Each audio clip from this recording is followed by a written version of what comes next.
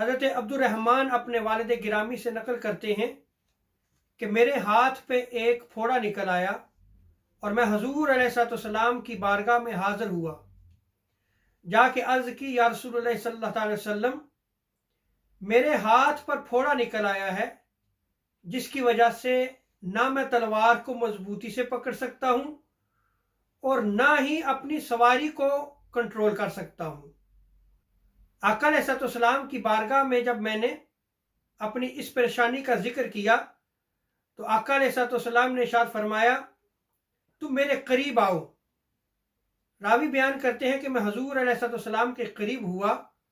تو آقا علیہ السلام نے ارشاد فرمایا کہ اپنا ہاتھ کھولو۔ میں نے اپنا ہاتھ کھولا تو آقا علیہ السلام نے ارشاد فرمایا اب مٹھی بند کر لو۔ پھر آقا علیہ السلام نے ارشاد فرمایا میرے اور قریب ہو اور ارشاد فرمایا کہ اب اپنا ہاتھ کھولو۔ بیان کرتے ہیں کہ میں نے اپنا ہاتھ کھولا تو آقا علیہ السلام نے اس پر پھونک ماری اور پھر اس کے بعد آقا علیہ السلام نے اپنا دست مبارک، اپنا ہاتھ مبارک میرے اس پھوڑے پہ رکھ کر مسلسل اسے دبانا شروع کیا۔ راوی بیان کرتے ہیں کہ آقا علیہ السلام میرے اس پھوڑے والی جگہ کو مسلسل دباتے رہے۔ جب آپ علیہ السلام نے ہاتھ اٹھایا تو وہاں پھوڑے کا نام و نشان بھی نہیں تھا۔ اس روایت میں غور کریں کہ ایک تو اس سے یہ ثابت ہوا کہ آقا علیہ السلام کا یہ عظیم معجزہ ہے، دوسری یہ چیز ثابت ہوتی ہے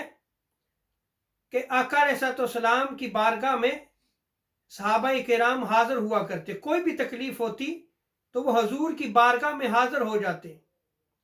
اور حضور کی بارگاہ میں آ کے اپنی تکلیف، اپنے دکھ، اپنے درد کا اظہار کرتے اور آقا علیہ السلام ان کی اس تکلیف کو، اس درد کو دور فرما دیتے۔ جیسا کہ صحابی کو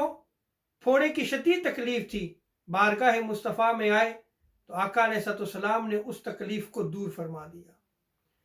اور اس حدیث مبارکہ پہ یہ بھی آپ غور کریں کہ آقا علیہ السلام کے دست مبارک کی برکت بھی تھی کہ وہ پھوڑے کا زخم جو ہے وہ بالکل ٹھیک ہو گیا، بالکل ختم ہو گیا۔ اور یہ آقا علیہ السلام کا توسل بھی ہے کہ صحابہ کرام آپ علیہ السلام کی حیات مبارکہ میں